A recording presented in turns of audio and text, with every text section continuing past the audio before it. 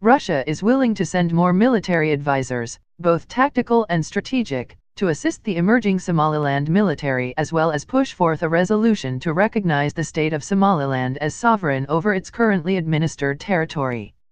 In return, Russia seeks permission to build a small naval and air facility, housing no more than 1,500 personnel outside the city of Sayla. The naval facility should be capable of servicing 2 destroyer-sized ships, 4 frigate-class ships, and 2 large submarine pens. The air facility will have 2 airstrips and will be capable of hosting up to 6 heavy aircraft and 15 fighter jets as well as space for fuel, ammunition, and base defenses. Should this offer be accepted, Russia is interested in investing in the Somaliland economy, especially in the fossil fuel sector.